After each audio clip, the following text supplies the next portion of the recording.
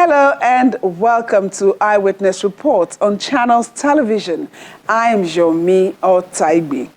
The traffic on the Kara-Opic axis of the Lagos-Ibadan Expressway takes center stage on this week's edition of the program as motorists and commuters lament new heights of gridlock.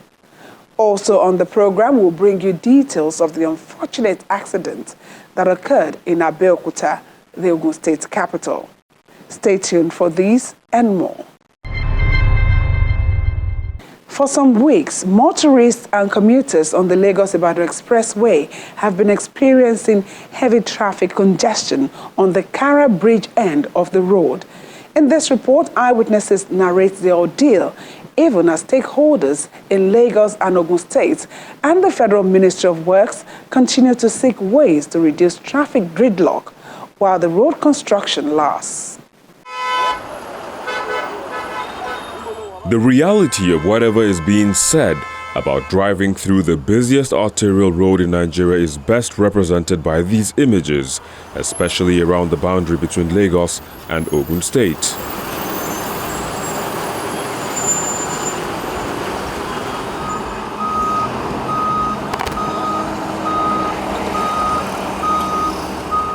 For some weeks, unending and counting minutes have grown into several hours on travel time, owing to the reconstruction of the Lagos-Ibadan Expressway, which has moved into the city center.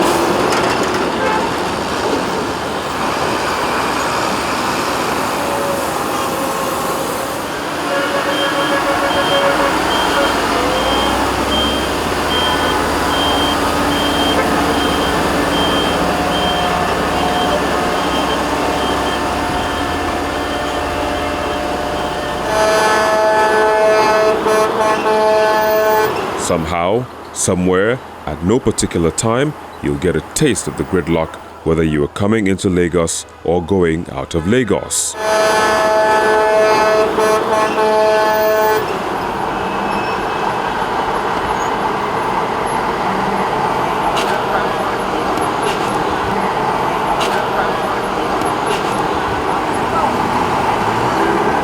The commuter experience is quite unpleasant. I've been on this road for almost an hour now. It's very bad. We hope they can tidy things up and finish it on time so that we can enjoy this road. This suffering is too much, not much, because everywhere, I don't understand this government. Besides the permanent solution of reconstructing the Lagos-Ibadan Expressway, the onus of managing the incessant gridlock on the axis has largely fallen on the Lagos and the Ogun State governments. The federal government has been on that project for about 8 years, and I think they're nearing completion right now. And the last leg is the Lagos bound, which they've been afraid to do. But in trying to complete this project by end of April, what they have done is to embark on 3 sections of the road, and that is the toll gate Otedola section, the Beggar section, as well as Opic's Kara section in Ogun State. And in trying to do them simultaneously, that has put a lot of pressure on Lagos State. So what do I mean by that? That carriageway is about 4 lanes, and what they've done is they've divided it into 2, and they've given us 2 lanes while they walk on 2 lanes. But unfortunately, with the demand coming from Lagos going towards Opic's, 2 lanes can't cut it.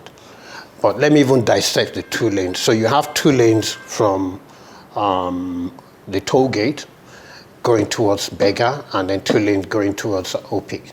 When you get to Opic, there's an estate called Opic Estate. A lot of people turn in, they turn right into that estate.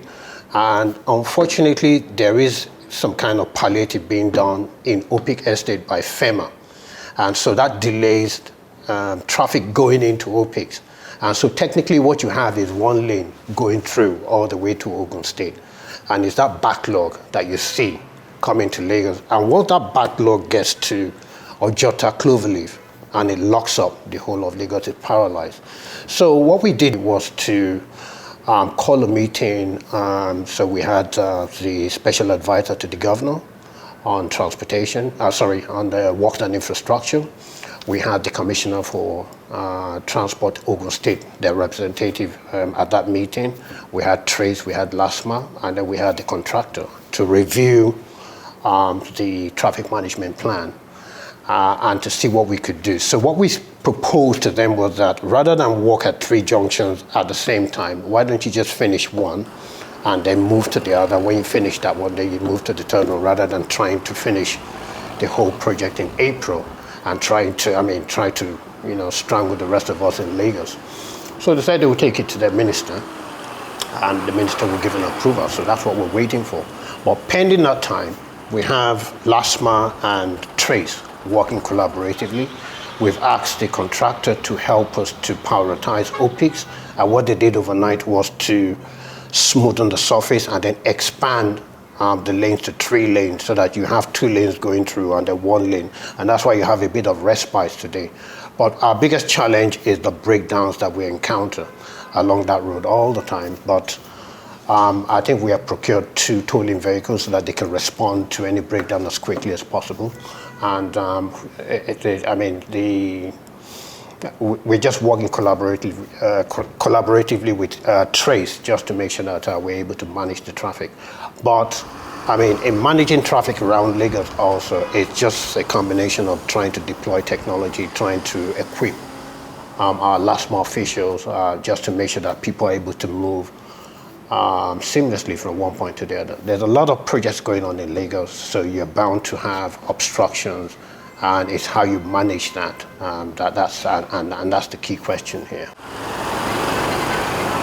The reconstruction shouldn't be a problem, but perhaps the traffic management systems, breakdowns, use of alternative routes, commercial bus activities, as well as other traffic infractions within the metropolis worsens the situation.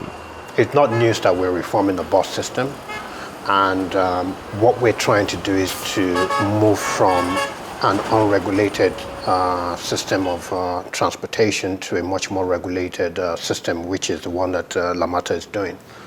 And now, when you're moving from an unregulated to a regulated, you have to do it gradually, because what you don't want is a riot on your hands. And so what we're doing is we're taking it bit by bit. It's taking a bit of time, but we're doing it bit by bit to transform the bus network in particular. And you would have seen that we have deployed more high-capacity buses. We have more operators who are regulated by Lamata, and that will continue to increase. And then over time, we would cover the whole of the bus network. So it's taking time. It's a model that's been done all over the world. You look at Bogota, you look at Brazil, where you have this, what you call Agbero. They have their own form of Agbero, but over time they've been able to transform them. And that takes time, because what you want to do is to transform them in such a way that they become part of the system. You train them, and then you put a structure around them. And that's what we seem to be doing right now. Now, the government has also developed an agency called KAI to look into how we can get street traders away from our roads. So the Ministry of Transport has to work with several agencies to actually tackle that.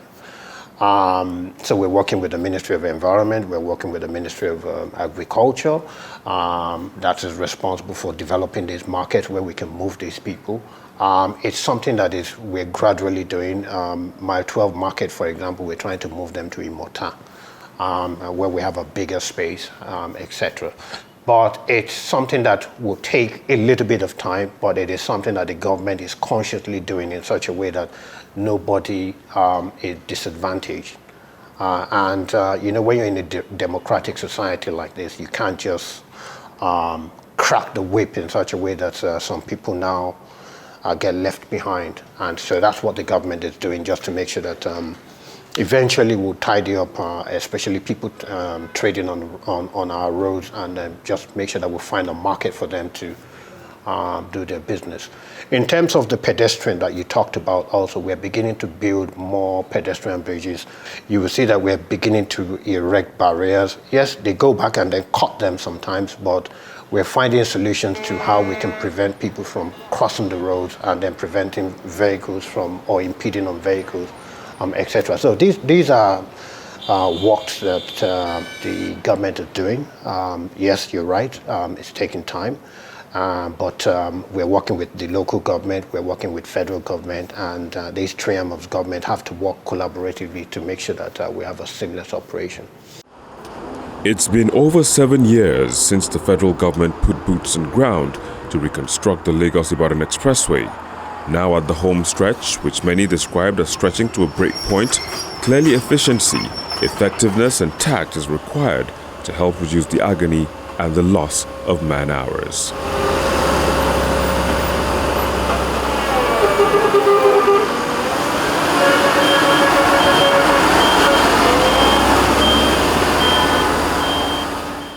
Three persons were confirmed dead and others injured in an accident that involved a fuel tanker and some vehicles in the Lafenwa area of Abeokuta, the Ogun State capital.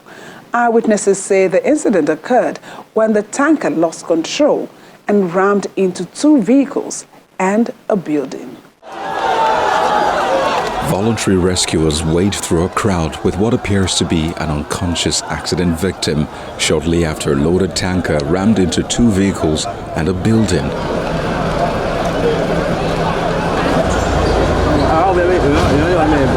You can see maybe it's 33,000 liters or 45, I don't know. But it's a full loaded tanker that ran into that building. And unfortunately, there were people there doing their normal businesses when the accident occurred. So as we are speaking now, there are still people under that tanker, as you can see. So we are trying now to evacuate the vehicle from that place so that we can remove the bodies from under the tanker. It's just unfortunate. Even I cannot say the number of people that are inside that area now until they carry it up. So thank God the security agents have been here since yesterday, and the fire service also, and the pieces of Ngada and Adapted Command. The impact of the accident is seen in the wreckage. We received a rescue call as at 10:06:00 hour, and immediately our men turned to the scene. Unfortunately, when we got here, we discovered that it's a rescue, not a fire. So what we do is that, since it is a petrol PMS, so we, first of all, anywhere that we discover that is gushing out, we first of all blanket the whole thing so that in case if we want to resort to fire, it will not happen. So which means we have already secured the place. So in that case, immediately we go there and we secure we blanket the fire that gush out from the tank. So what we do, we discover that 2 suspected dead body and 1 casualty, which we have rushed them to the hospital. As they were lifting the tank, so we suspected another a lifeless body again, which has also been taken to the morgue. In the aftermath of the unfortunate incident, first responders and security operatives faced the task of evacuating what is left of the tanker.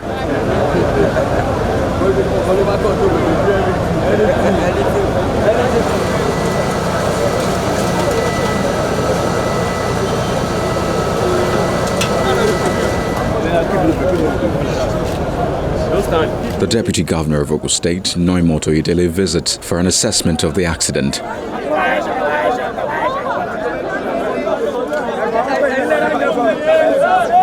We understand that a fully laden truck of fuel crashed into a building, and unfortunately we have 3 casualties and 2 people injured and in hospital.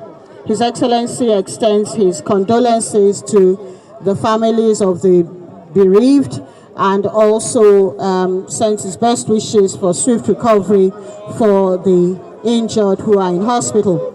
We want to assure you that the reports we are getting that this road happens to be an accident hazard with trucks going through and causing incidents here will be looked at. Our Commissioner for Transportation is here. We'll look at how we can work together with the transportation and other agencies to either divert truck traffic from this road or propose ways to alter the road that can reduce accidents here. We'll also be working with the State Emergency Management Authority, who will be here to assess losses of people here so that we can see how we can compensate them for their losses, and also to support the families of the bereaved at this very trying time for them. Lafenwa community has since been declared safe for residents and road users following the completion of the evacuation.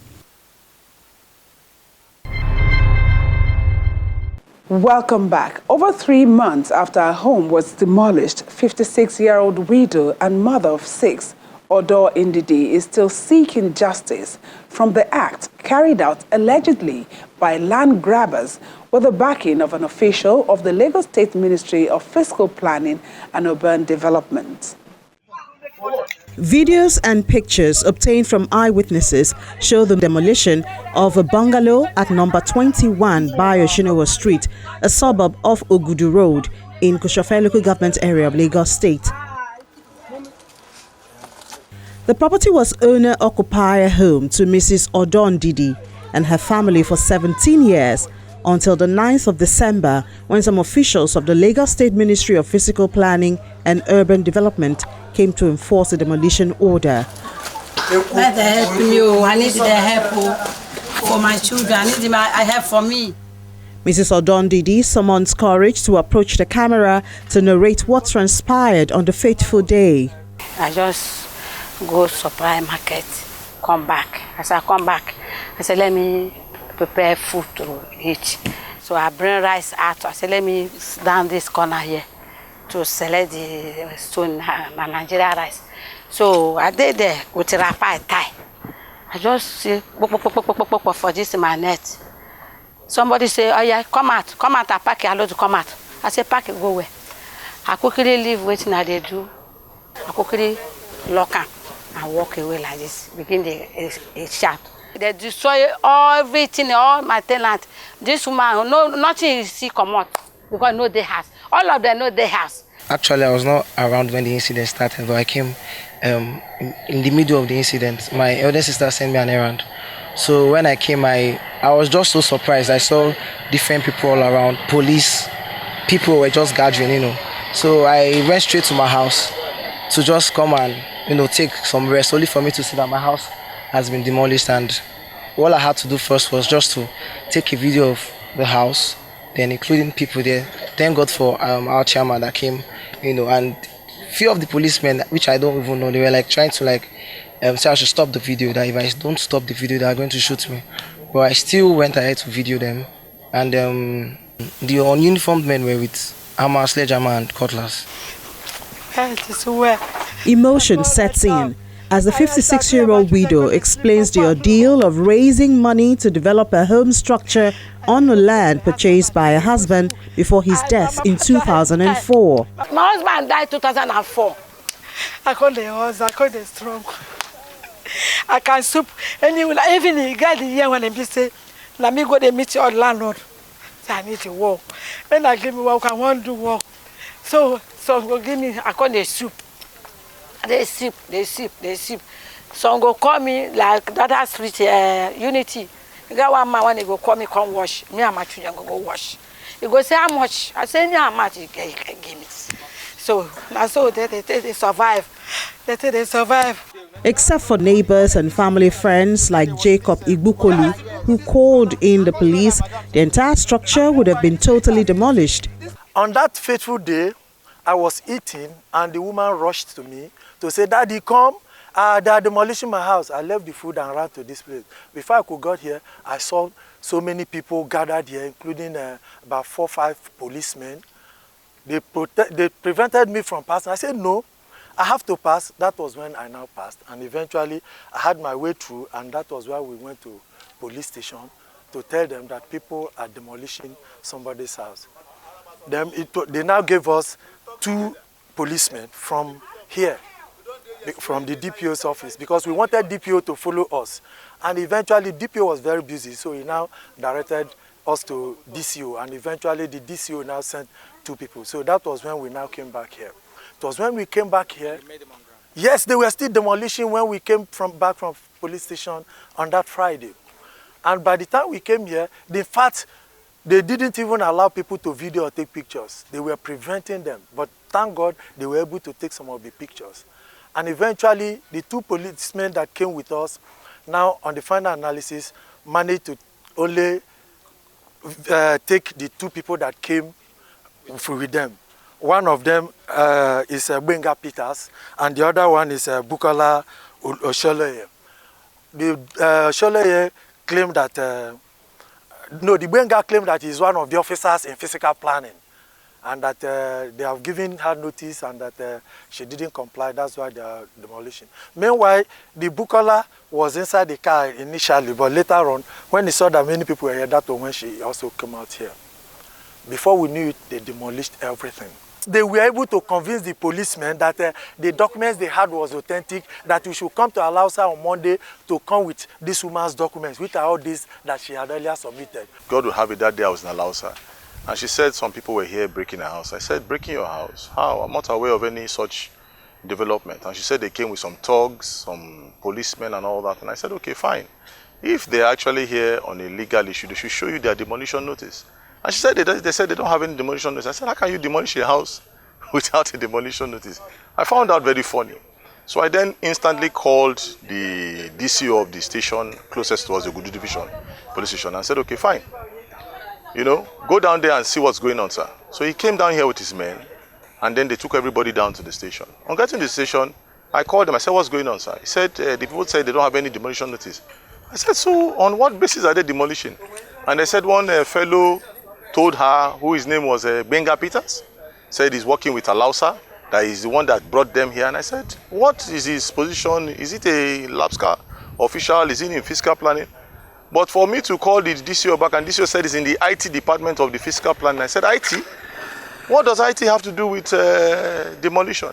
I know the engineer in charge of demolition, and he told me he's not aware of this issue. A contravention notice issued from the Office of the Commissioner for Physical Planning and Urban Development dated the 20th of September 2022 indicates that the demolition was carried out following the failure of the owner to provide evidence of planning permits. These 2 notices, one is dated 20th September 2002, while the second one was dated 23rd September 2002. 2 of them were served the same day, 23rd.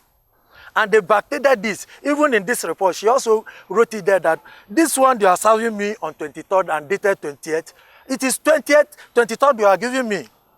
You understand? So they backdated one, which is the erection of bungalow structure with a shop without evidence of Lagos State building permit. And in fact, this building permit, it is here. She paid 48,000 plus in 2004, 2005 for the building permit. The receipt the Lagos State government issued to the husband is still here. The man died in 2004, but most of these payments were made, just as I told you in the former receipt. If you pay 2003, the receipt may come out in 2004, 2005. All the receipts are here. Channels Television went further to verify the authenticity of the authorization letters, which bear the letterhead of the Lagos State Building Control Agency and signatories from the Office of the Commissioner for Physical Planning and Urban Development. I don't understand why some people will come all the way from Alausa and start destroying the name of the governor. I trust my governor, and I know my governor is an astute gentleman who will not involve in all these illegalities. And I wonder why people from the Office of Lands will come here and start pretending to be agents of the government and then perpetrating illegalities. It's crazy. We shouldn't be found doing these kind of things, all because somebody has bribed us some way or the other, and then we come and start.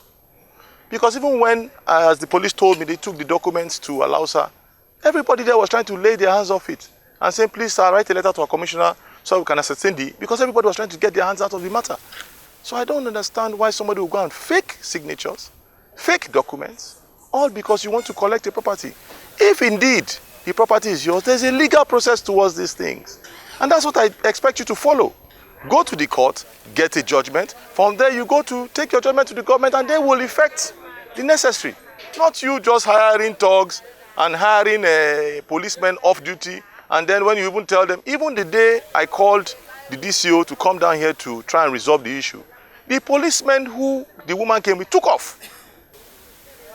And the DCO told me they didn't even incident the matter in his station. Because if you're going to carry out a job of this idea, you must incident it at the station. And the DCO said it wasn't even incidented with them. So they don't even know this unknown policeman. And I mean, why should people use, because of you have a little money, you try to influence people negatively to go against the rules of the land? It makes no sense. There's not been any serious response from the ministry and its agency concerning the authenticity of the letters and the confirmation of the identity of those who allegedly carried out the enforcement, despite several calls and visits to the Deputy Director of Public Affairs, Mr. Mukaila Sanusi.